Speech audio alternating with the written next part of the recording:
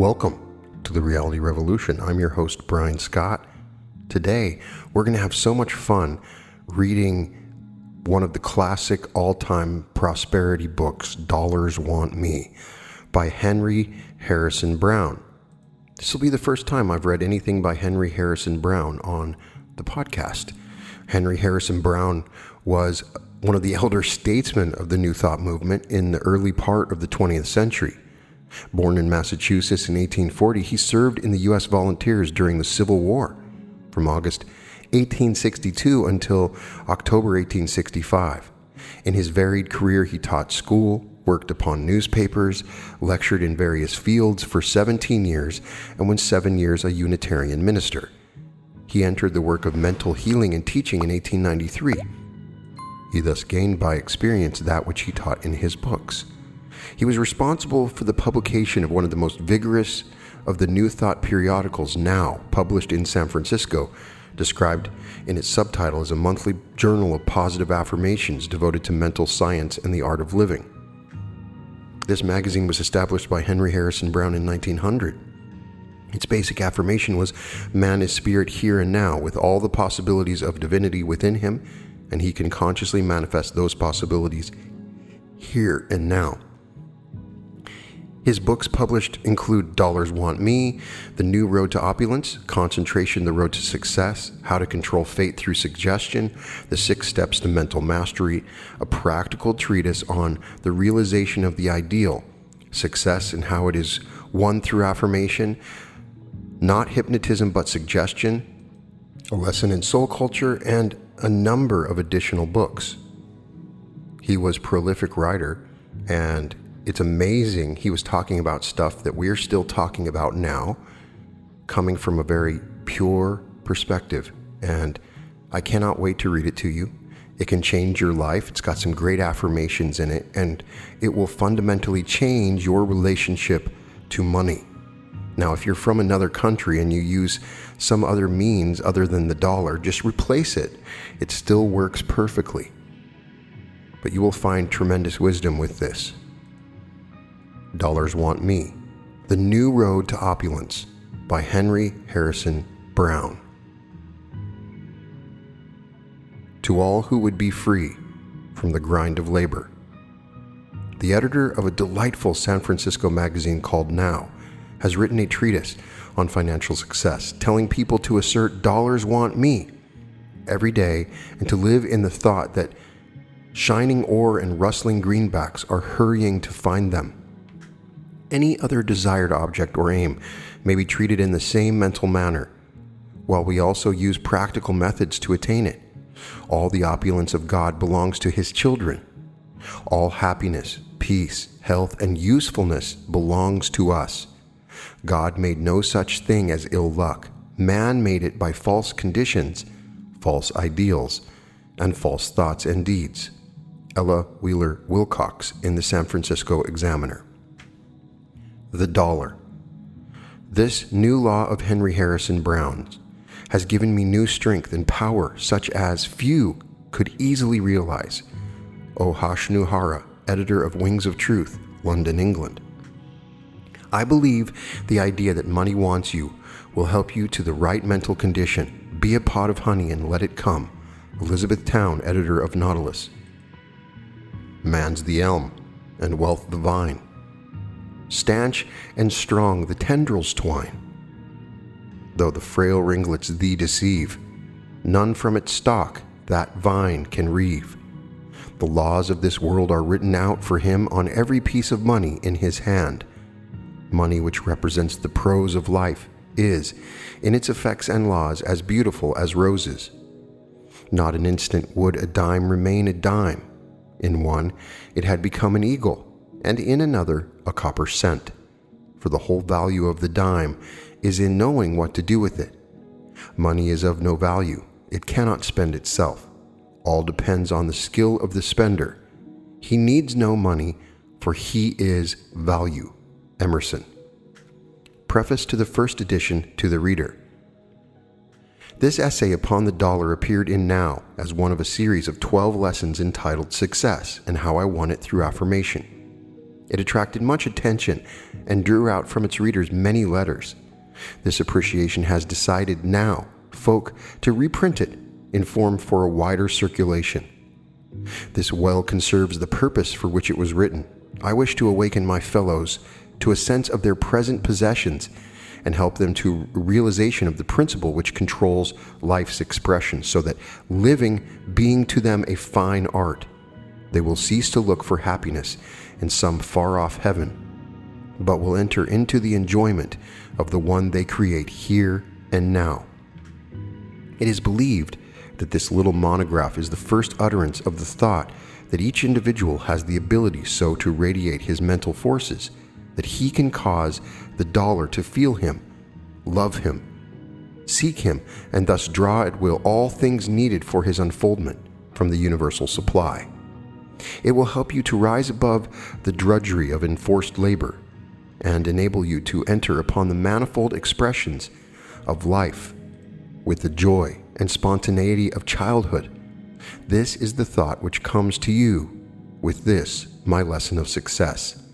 Henry Harrison Brown, San Francisco, California, May 1st, 1903. Preface to the 30th edition. The constant and increasing demand for this modest booklet and the beneficent effect which it had on thousands of its readers seem to justify its appearance in a new and enlarged form. May it have also a wider influence and an enlarged power to free the minds of its readers from the tyranny of things. Henry Harrison Brown. Supply. He who dares assert the I may calmly wait while hurrying fate meets his demands with sure supply. Helen Wilmans. Harmony. There is neither health nor prosperity without harmony. There is no peace, no health, where there is want, be it want of material supply, wisdom, supply of love, supply. Love, truth, and dollars. These are necessary to human well-being.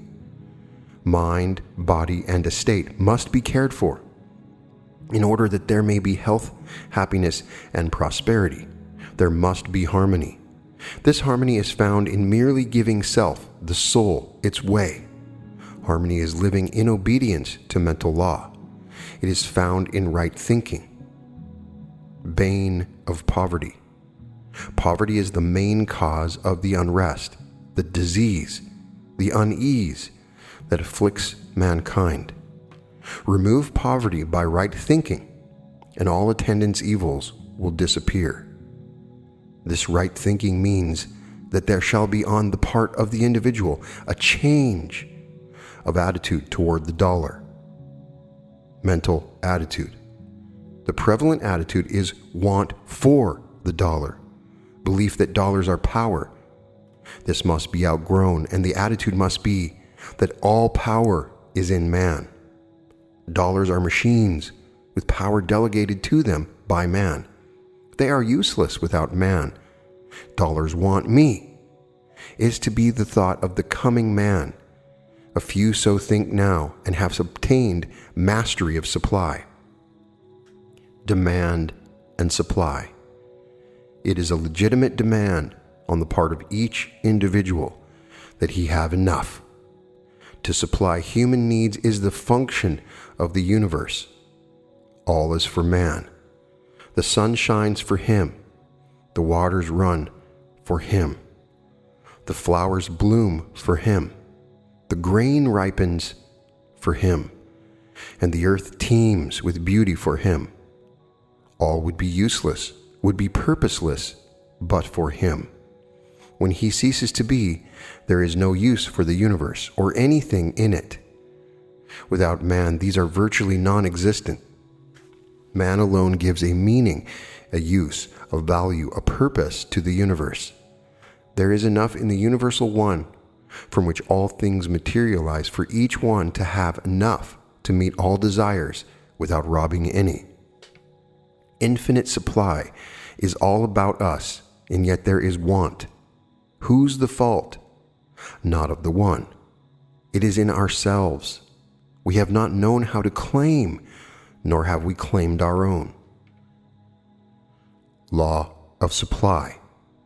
The law is simple, and it is laid down by the greatest political economist as well as the greatest mental scientist the world has in its historic records. He was not a theologian, neither did he deal with questions of a future life, as many seem to think. He was a sociologist and a socialist. He dealt with questions of the life that is now. His name was Jesus.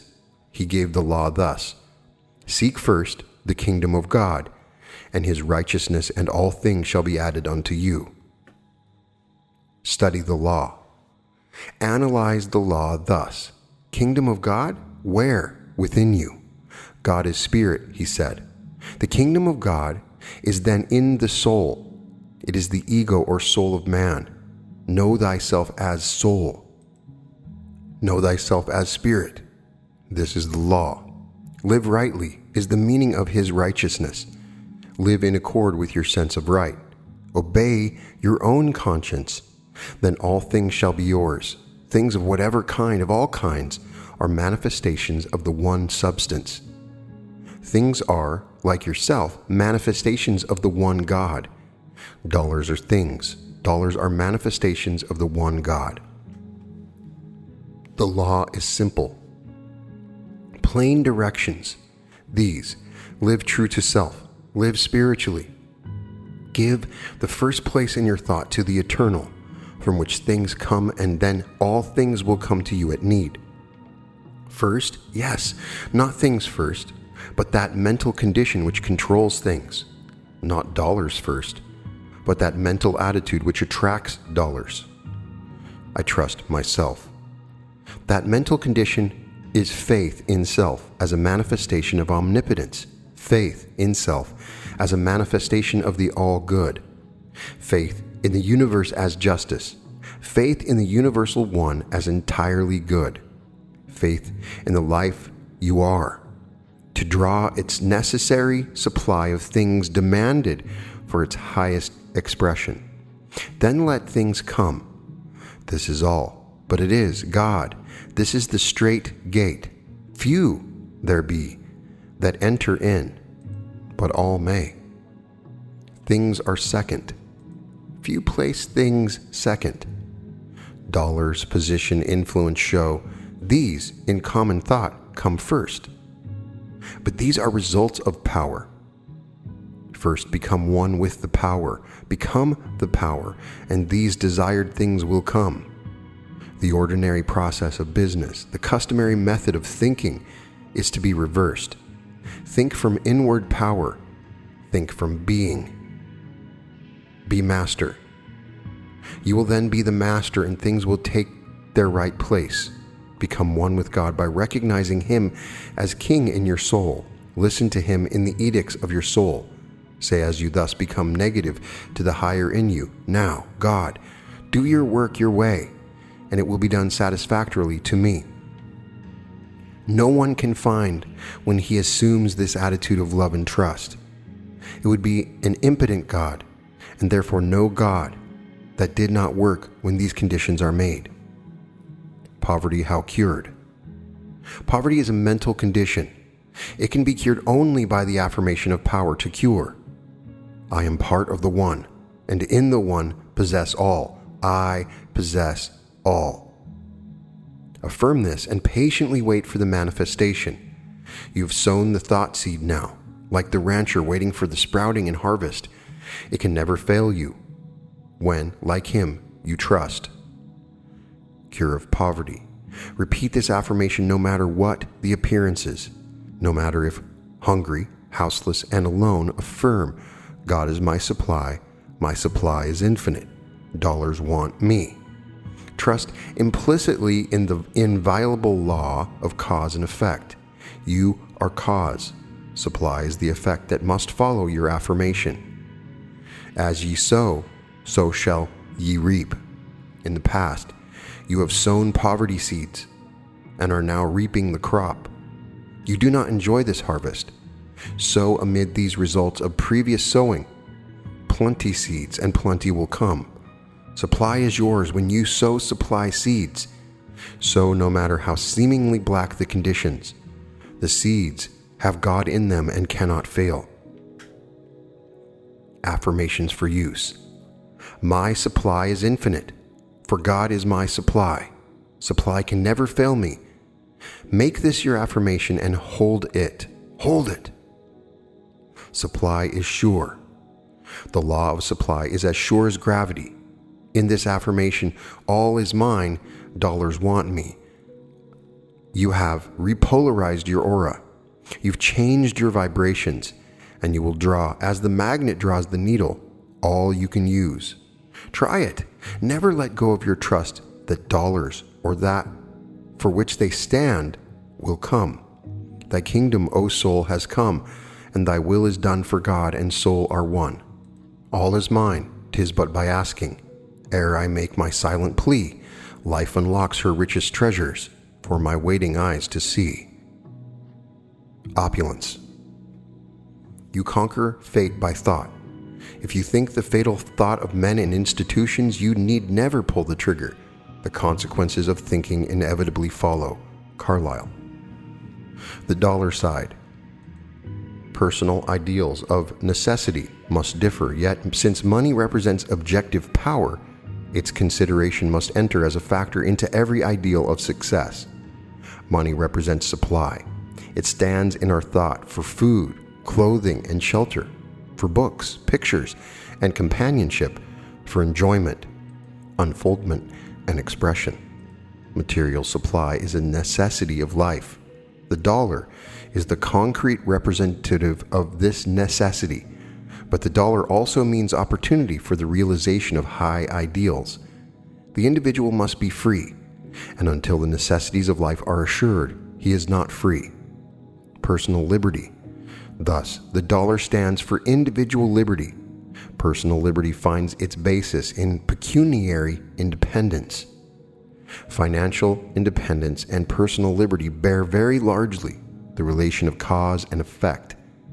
We can almost say that in the popular mind, the dollar confers liberty. In soul culture, a mental attitude of superiority to the dollar results in personal liberty. There is no liberty to him who feels himself limited by the want of the dollar. Debt is one of the most tyrannical of masters. Mackay well says, "The debtor is ever a shame-faced dog with his creditor's name on his collar." There can be no liberty to him who feels the slavery of debt. Ideals of success. Into your ideal of success, therefore, there must be firmly built this ideal of pecuniary independence. This independence does not lie in freedom from debt, neither does it lie in large bank accounts nor the possession of property. Monetary success and personal liberty do not go hand in hand. Indeed, the average man of wealth is the veriest slave, enslaved to the necessities that his monetary possessions involve, and a worse slave to his fears. What is success? Success lies in the mental attitude that arises from that sense of personal power which meets every condition without anxiety. That cannot be called success which results in ill health and unhappiness, unrest, or fear. Eliminate these from your ideal, and you have, as a necessary concomitant of success, financial ease. The new thought. In the old competitive thought, men sought business and wanted the dollar. Under the new thought, it is seek first the kingdom of God and its right living, and all things necessary to my happiness will be added to me. The soul has only to exercise its drawing power. When the conscious mind lets itself be led or drawn, it will be drawn to what it desires. Desire is the magnet. Let it have its way. Trust in your own love of truth and love of goodness, and never question. That you desire it is enough. That you desire it is evidence that it already exists for you on the soul side. Be passive to the desire and let it manifest. This attitude is itself success. What to think? Think positively. Things belong to me. I am already possessor. They will come to me at need. Then let them come. If they do not readily come, hold no anxious thought about them. having accepted truth that all is mine, and that all desired conditions or things will manifest. Keep on working in an equable, confident frame of mind, and let them come. Anxiety, doubt, mistrust show that you have not claimed them as realities, but have held them as dreams or possibilities. Until you hold them as realities, they cannot come. The right mental attitude. Change your attitude toward business. Do not seek it. See it mentally already yours and let it come. Attend yourself to details as they come to the surface.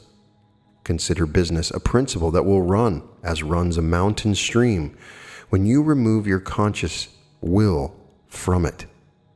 All your concern is to be ready to use this business stream as the ranchman uses the water as it comes to his ditch. There is but one power, and that is the universal, the infinite power. Business is power. Business is a manifestation of the one power. Use power as does the telegrapher. Let it come and then direct it. The wisdom for the day comes with the day. Let it come by having faith in self. Work each moment as if what you desire were here, and it is here. Place of money. As to money, regard it also as merely the power that keeps business going. Welcome its coming and rejoice at its going. It never does its work until, like water in the stream, it is passed under the wheel. The hoarded dollar does not work and is of no real value to you. The dollar you spend is the only one you really have, for by the experience of spending it, you gain a growth and enlargement that is yours forever. You are power. Money has only delegated power. You direct its expression. Change your attitude toward money. It is not the almighty dollar. Almighty power uses the dollar. Say to the dollar, I do not need you. You need me. You are of no use until my brain and hand use you. You wish to be used. You come to me that you may be used. I do not need a dollar. Dollars need me. Assume this mental attitude and see what a change it makes for you. When you have changed your aura, dollars will be drawn. You need not think of their coming, for they will come to you through the opportunities which this new mental attitude will reveal to you. Think only of using them. Mental attitude towards dollars. Change your attitude towards the dollars you have. Tell them they are of no use until they are expended. As you see them lying about, say to them, idle dollars, go to work. Go out and circulate. Each one of you go and pay 1,000,000 in wages and debts. When I need you, come back again. You are useless and have no value until you go to work. Then let them go to work, knowing that when you send this thought with them, they or their fellows will come back to you to be set at work. Spend the dollars. Before you spend a dollar, the question comes, is it right? Whether you have a single dollar or whether behind the one you think of spending are 1,000,000 makes no difference. If it is right to spend the dollar in the proposed way, had you the 1,000,000, it is right thus to spend this, the lone one. Therefore, when you feel it is right to spend a dollar for any purpose, spend it as royally as if you were a millionaire. From the inner life, this message was given to me years ago. Let a thought of use stand guard over your purse and then spend freely. Amend this by affirming, a thought of righteousness of the spending stands guard over my dollars, and I send them forth with blessing. Thoughts do the work. These dollars, like every thought of good you send out, will return to bless. You do business with thoughts only. Dollars are but materialized thoughts. Each dollar in any man's hand represents his thought in material form. Send out at all times with your dollars the thoughts you wish to return to you. For what you sow in your dollars, you reap in dollars that either do or do not come back to you. Put the thought of success, happiness, and health into every dollar that passes out and will return so laden. Poles of thought. Having acquired the proper mental attitude, there's something necessary for you to do to draw the dollar. Your magnet of desire must have two poles. First, you must have something which the world needs and is willing to pay for. In this respect, you must follow the law of supply and demand. You must honestly feel that you will give the dollar's worth for every dollar that you desire. Secondly, you must, in all sincerity, dedicate every dollar that comes to you to noble service. You can then feel that dollars want you, that through them you can give what you have of value to the world. Feel that dollars wish you to use them for the accomplishment of your purpose, to use them justly. With this ideal, you can conscientiously invite dollars, and they will come. They need your heart, brain, and hand that they may benefit the world. What are dollars? Dollars are manifestations of the one infinite substance as you are, but unlike you, they are not self-conscious. They have no power till you give them power. Make them feel this through your thought vibrations as you feel the importance of your work. They will then come to you to be used. They will not come, nor can you in this thought draw them to be hoarded. Use helpfulness and happiness must be in your thought of success. This held firmly, perseveringly, as your affirmation will turn the current of dollars your way. What to think? Your thought should be, I possess that which the world wants. Dollars want me to use them in scattering that which I have to bless. Use these affirmations persistently. Dollars love me. Dollars want me. I'm ready to use dollars, and they freely come to me to be used. Make no limit as to the amount. Claim abundance. Claim all you can use for good. All that is needed to enable you to be useful and happy. Abundant supply. Be your demand. Time a factor. In all your self-culture, you are to remember that time is a necessary factor in unfoldment. It is not a measure of duration. This mistake of measuring time by the figures on a dial will never do this in culture. Time is to be measured by growth. Some may grow more while the hands count 24 hours than others in 10 times that. Take no thought of time. You have all there is. You are spirit, or mind if you prefer the word, and have all eternity. Seeds require time to germinate, grow, leaf, bud, blossom, and fruit.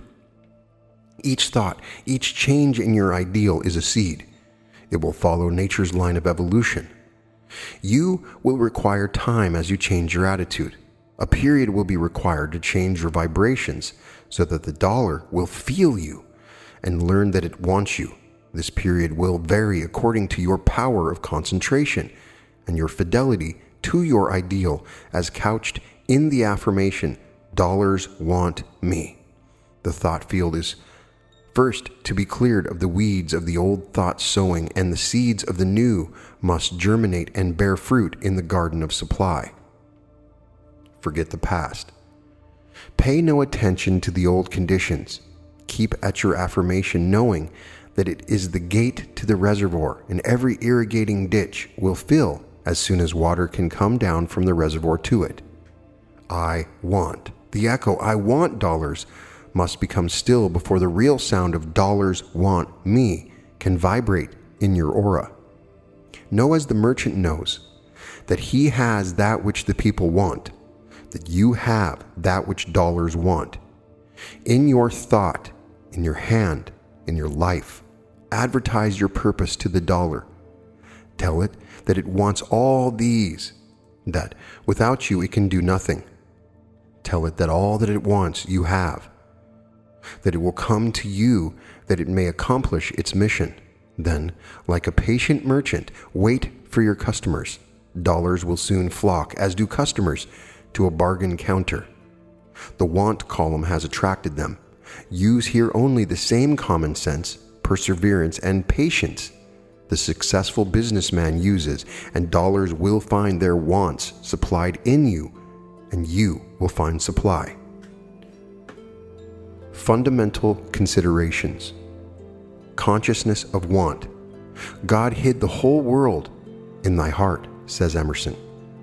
This fact man has been long in perceiving. From caveman to 20th century millionaire, the propelling force has been a consciousness of lack. I want food, said primitive man. This drove him to activity and led to his unfoldment, for it awakened in him a consciousness of his ability to supply that want. It led him to recognize the fact that food already existed. He did not, however, reach our higher viewpoint. Neither has the 20th century millionaire reached it, for he still shares the primeval ignorance and says, I want dollars. This little book is a call to him to leave that primeval attitude and come up onto this higher plane, where he will hear the world's work calling to him, I want you. Necessity to spur to unfoldment. In the development of man, necessity has been a big incentive. Necessity has driven the wheels of progress. Animals also feel the spur of necessity. But there is in man a plus, the imagination, a psychic quality, which has been a stronger factor in his development than has been animal necessity. This power of imagination differentiates him from the animal, lifts him above the animal plane, and makes him man, the ideal. It was imagination that led cavemen to paint their face and to carve pictures on bones. The ideal, the haunting dream of the better, floating before him, has lured him on to thought and action. From the animal matrix, the power of the ideal drew forth the human. Necessity drives, the ideal draws. As the ideal develops, so does its power to draw develop. When man, in his unfoldment, shall have left the animal entirely behind, he will know no necessity, but will in all ways live from the ideal. Then there will be neither necessity nor want. Brutes want, man has. Human possibility. The human soul possesses potentially all possible power. Like heat in coal, this power in man waits for expression. Power in coal or steam waits for opportunity for expression, but man makes his opportunity. Power needs man. As fast as man learns the power in coal, electricity, or radium waits for him to use it. He puts them to use and learns that from all eternity they have waited for the thought necessary to direct them in work for him. All things await man's thought. All progress is but a change of mental attitude toward conditions that exist. A weed is a plant man does not know the use of, says Emerson. So the condition, whatever it be, that is today untoward, when man knows how to use it, will be found favorable. There are millions of weeds waiting for man to learn their use. Weeds want man. They will tell their secret to the listening ear. Weeds as well as roses live for our happiness. The ideal leads to discoveries. Desire for something new led man to find coloring matter in what were useless weeds, to find food in others, and in others clothing and building material. Plants, minerals, and unknown forces are still waiting for man to use them. Man is ever to think new forces want me. Love of the ideal. Love for the ideal leads to desire. Desire leads to action. Action converts untoward conditions into the actual ideal. In the old thought, man was controlled by want. He was ignorant of his power and place in nature. In this thought of want, he labored. Aye, even in his religious life, he wrought in the want of heaven. But the fact is, heaven holds out rewards for man because it wants him. Want is a lack of manhood. Want is born from the non-intelligence of the brute, which man has not yet outgrown. The individual, conscious of his power, does not want. He knows that whatever is needed for his health, happiness, and unfoldment already is. All he needs to know is where and how to get it. The psalmist said in a most matter-of-fact way, "The Lord is my shepherd, I shall not want." Why? Because the power that called him into being prepared conditions for him before he came. Jesus saw the same truth in the realization that he was an integral portion of the universe. He said, "I and my Father are one. All things that the Father hath are mine." And he had learned how to get them. He could not lack. He knew his power. Even the wind and the sea obeyed him. Nature's demand. Things for man and not man for things. Whoever realizes this truth cannot want. All nature wants him, is constantly bidding for him, and even lying in wait for him. Opportunities are ever present for man to use. Power and things which represent power are at all times present for his unfolding into consciousness of himself as being. As a child of infinite wisdom, the constant enlargement of this consciousness causes a constant change of mental attitude, so that man learns to use opportunities and conditions instead of being used by them. Worth of a man. When once an individual has reached this consciousness of himself, he realizes the value of Emerson's admonition. Let a man know his worth and keep things under his feet. Let him not peep or steal or skulk up and down like a charity boy, a bastard or an interloper in the world which exists for him. He will know that all that is for unfolding into consciousness of the embryo God which he is. Following the ideal. He will follow and love his ideal, and there will constantly open fields of activity that want him. There will constantly be more power asking him to harness it. In radium, he is finding only now the promise of future knowledge of vaster use. Power is an atmosphere that cannot be limited or lessened. In consciousness of himself as power to use power, man will not seek to possess things, but will learn to use things. Thus will the law be fulfilled. Seek first the kingdom, then will things be added. No life waste. This truth-perceived man will not waste life in hoarding and clinging to things. Each day he will use in love everything that is his to use, and thus will develop his power to draw other things that want him to use them. He will gradually unfold the ability to see and improve the incessant opportunities that force themselves upon him. He will come to know that nature wants his thought and love to help her express her latent forces, which are merely waiting for the hand of man to lose for his use. Nothing has value save that which adds to man's health, happiness, or usefulness. Said James Freeman Clarke, nature writes upon all her works, service to man. Inventions.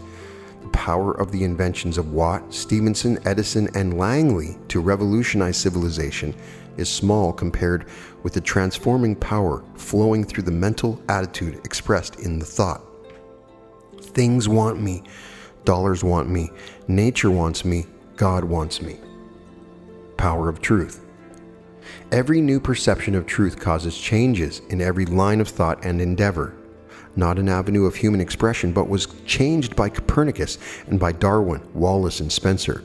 The truth that a man is wanted will work a greater advancement in spiritual welfare than these perceptions of scientist and philosopher have wrought in material and intellectual good.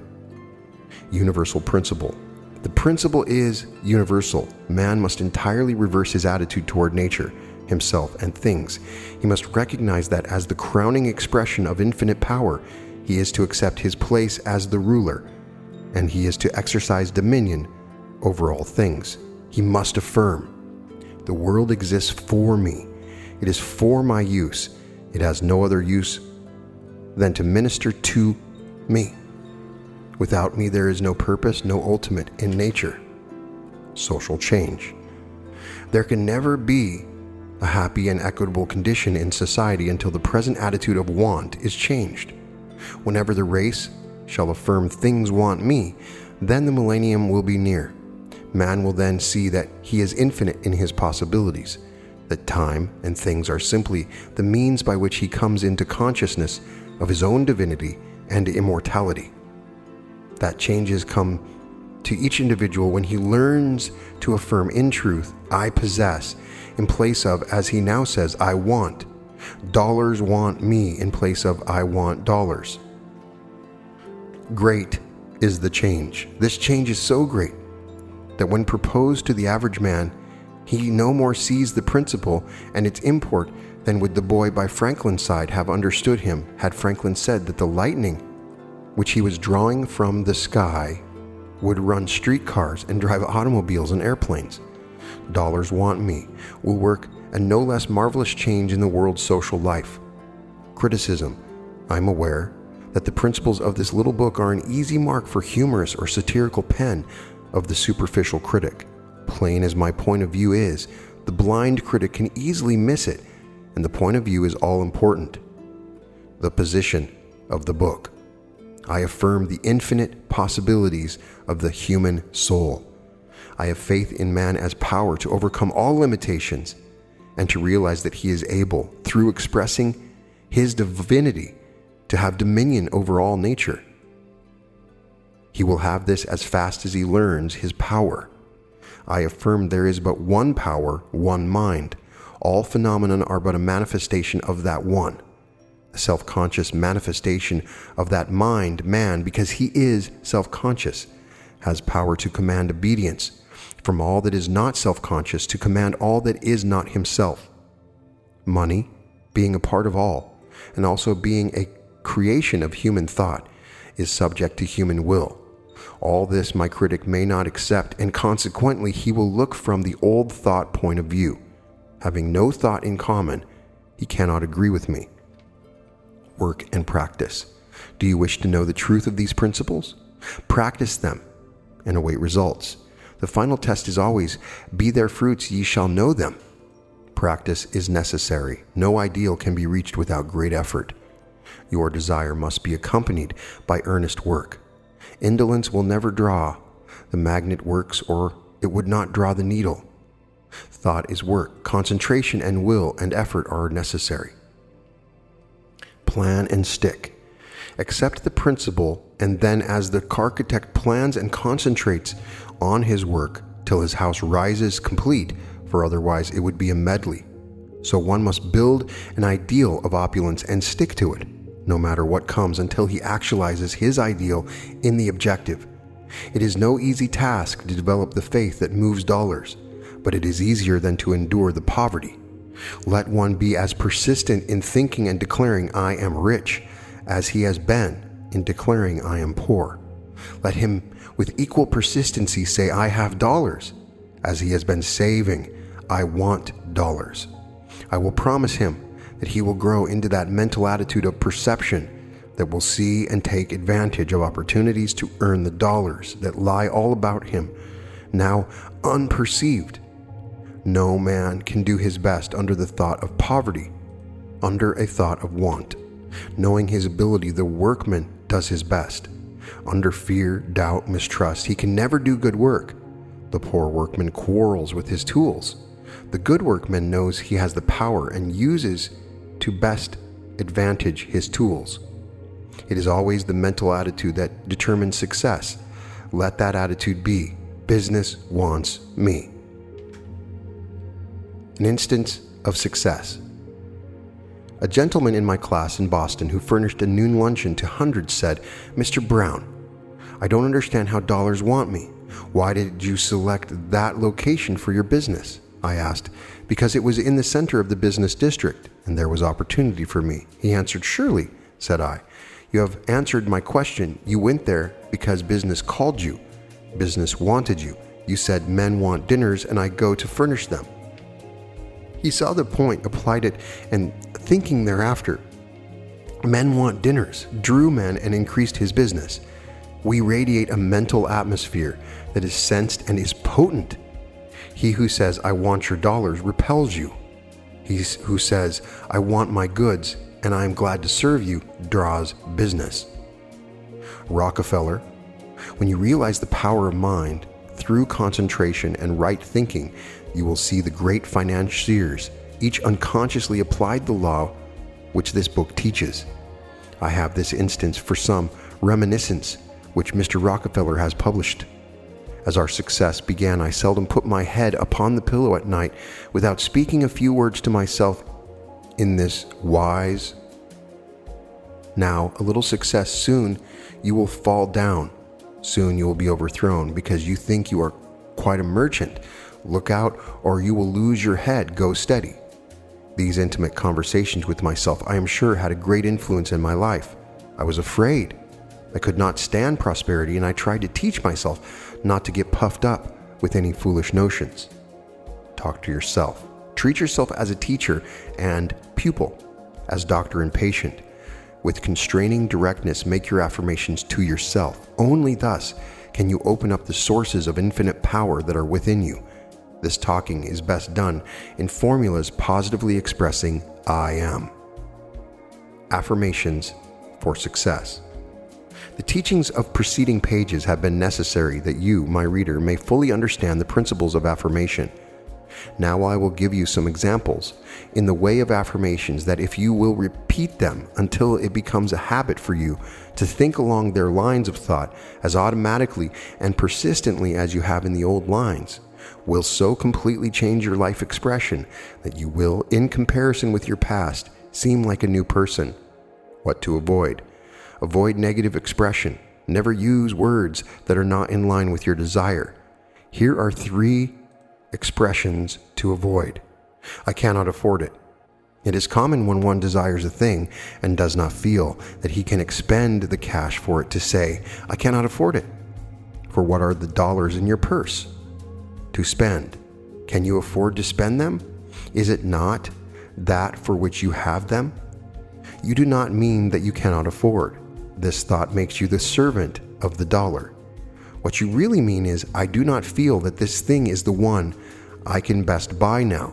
I prefer to use the dollars in other ways. This is the proper attitude of mind. In it, you continue to be the master, and the dollar is subject to your decision.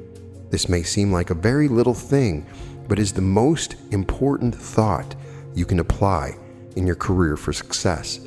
It is dollars want me thought, and not the thought, I want dollars to tell me what I shall do with them. A gentleman once said to me, I'd like to buy some of your books, but I cannot afford it. Excuse me, I said. You smoke 10-cent cigars? Certainly, was his reply. At least 5 a day. Sure, he said. You can afford them. I do. Then you will pardon me. You should have said, I can afford to buy some books if I decide, but I prefer to spend the dollars for cigars. This is your privilege.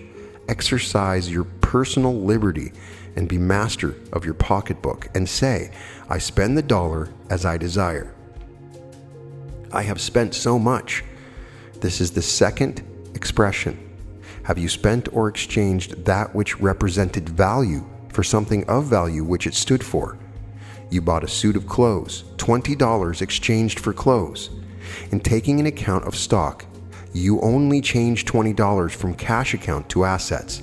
Your account balance is the same. Investment.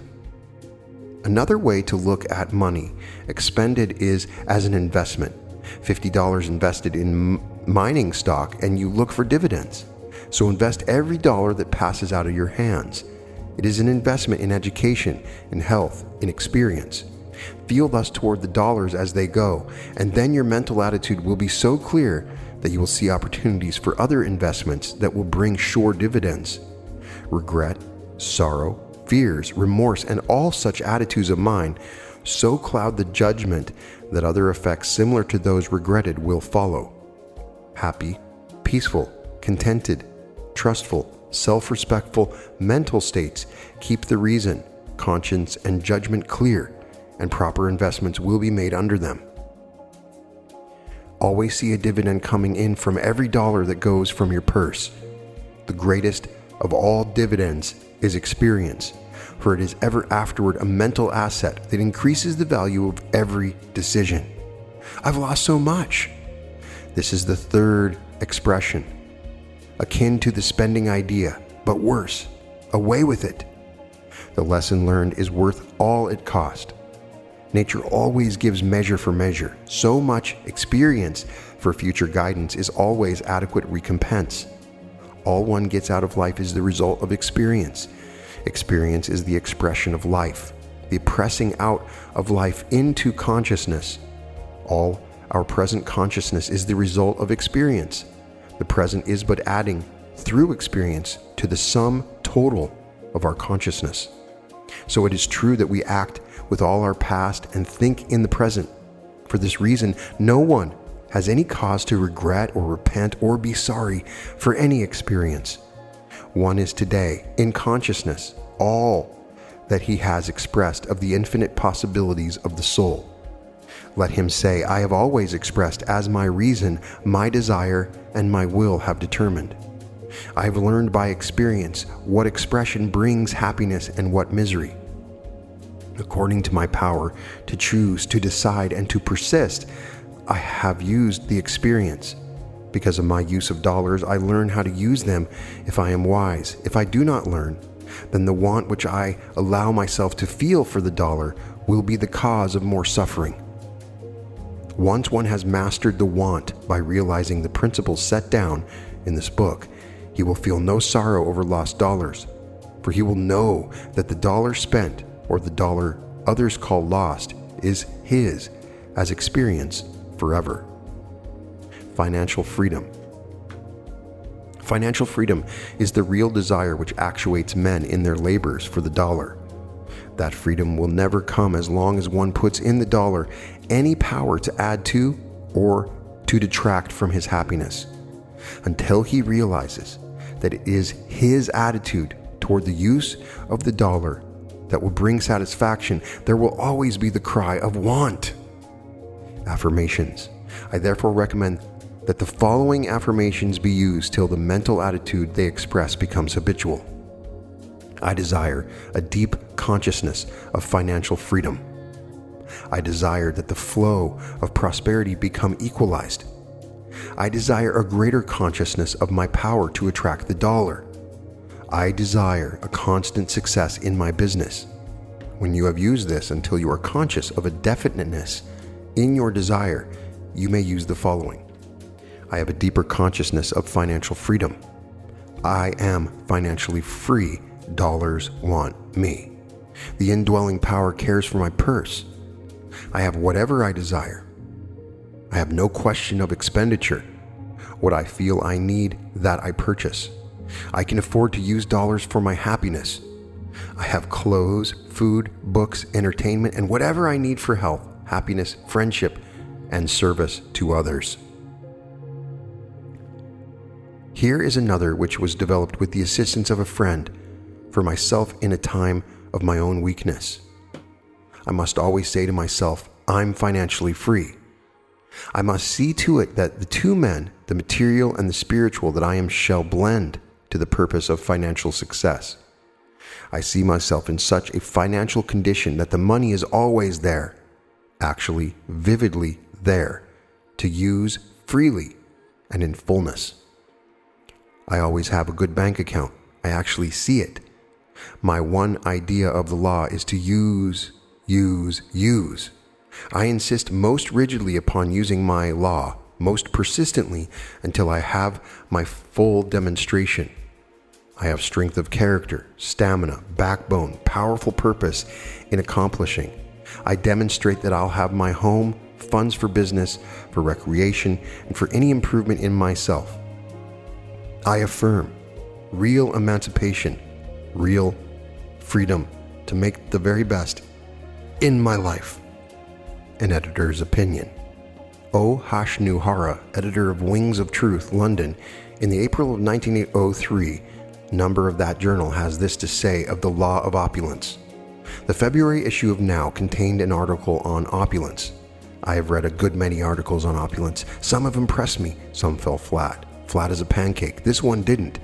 First of all, it placed all my former theories in a wrong light. My idea was to say I want. It is quite true that when I did this, I generally got what I wanted sooner or later, but if HB says that you must not say I want, in effect he says you must affirm I don't want dollars, dollars want me. HHB is right. A very little consideration will show this is right, but consideration wasn't enough for me. I put it to the test.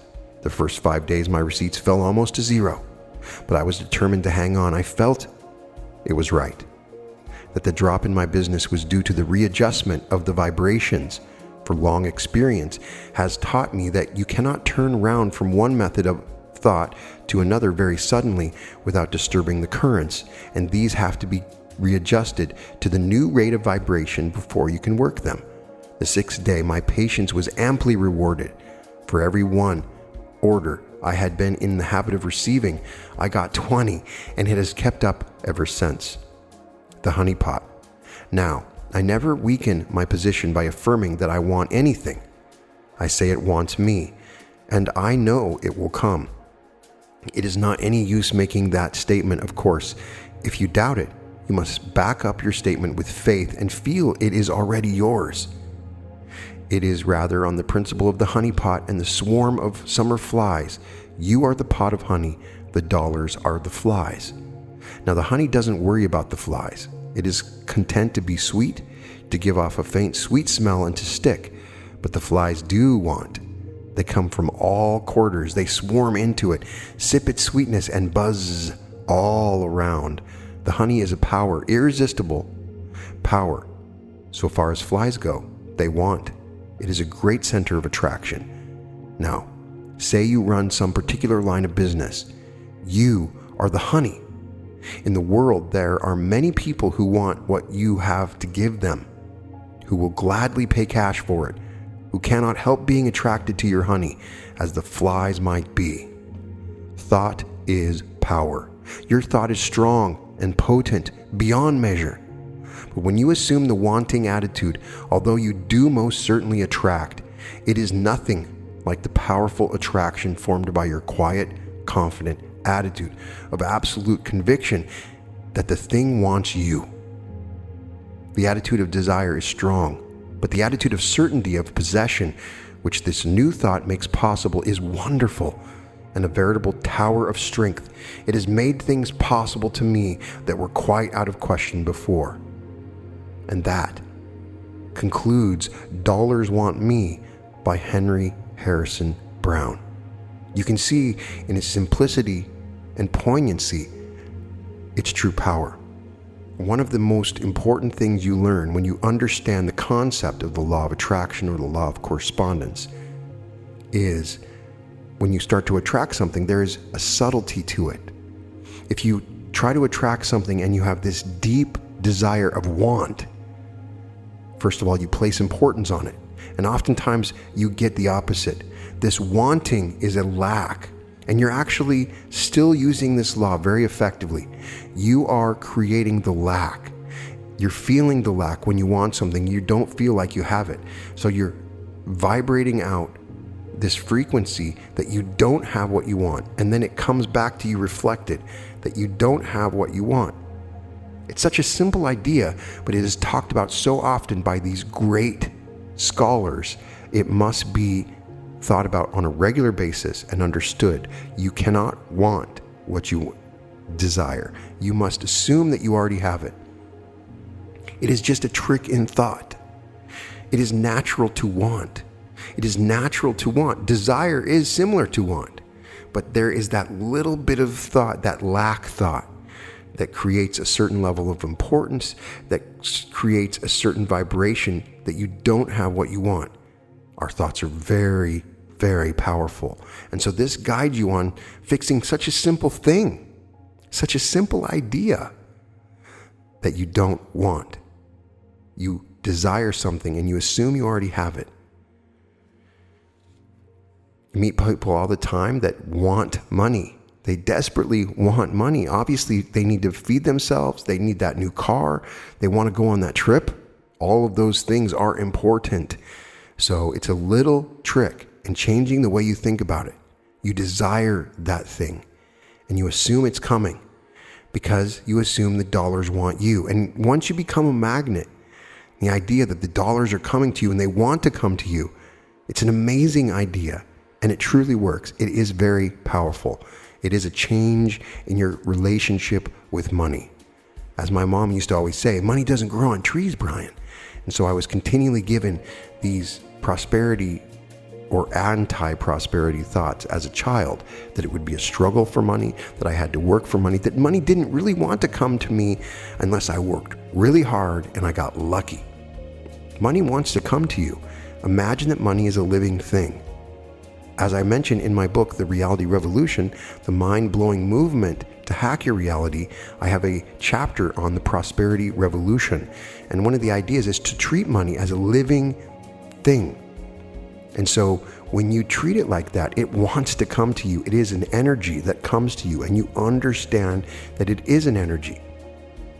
The other thing that is really poignant, I have now read 3 books in 3 days, and oftentimes I don't release these sequentially as I read them, but I read The Strangest Secret by Earl Nightingale. I read TNT, It Rocks the Earth by Claude Bristol, and now Dollars Want Me. And they all have one thing in common. Service to others is the means to prosperity. When you are only thinking of yourself, how are you going to be able to serve others that want to pay you for that service or that item or that thing? This change of thought is very powerful. It's hard for people that are incredibly selfish, that think of only themselves. You are not going to make any money unless you have something to offer. It could be your service, it could be your mindset. Whatever job you're doing, you're offering a service. So, if you want to make money, you have to be of service to others. And the greater service, the greater money that you get. So start thinking not of the money, but of how you can be of service. A lot of times people think they can't be of service to others, that it is selfish to make money. Not true. You can change the world by making money. By offering your service, you receive this energy and it allows you to offer even greater service. You can be of great service to mankind and become prosperous at the same time. They're fundamentally connected. It is an important realization when you're sitting there thinking greedily on the money that you want and you're not thinking outside of yourself. Oftentimes those thoughts just remain there. The dollars want to come to you because they want to be of service as well. So think in the terms of service to others when you try to make your money. The dollars want you. They want to come to you. Don't push them away. Don't put the top on that honey pot. Open it up and let the money be attracted to the flies or whatever it is you want to use for a metaphor. You are powerful, you are wonderful, and the dollars want you. Thank you for joining me on this beautiful excursion. I'm going to break something to you. You are rich. You are prosperous. All things are coming to you. You are financially free right now in this moment. You can feel the vibration of it. It is right there, and for every moment from now forward, you are moving towards an incredible prosperity because the dollars want to come to you, and all you have to do is open yourself to the inflow of this beautiful energy. All episodes of The Reality Revolution can be found at therealityrevolution.com. And welcome to The Reality Revolution.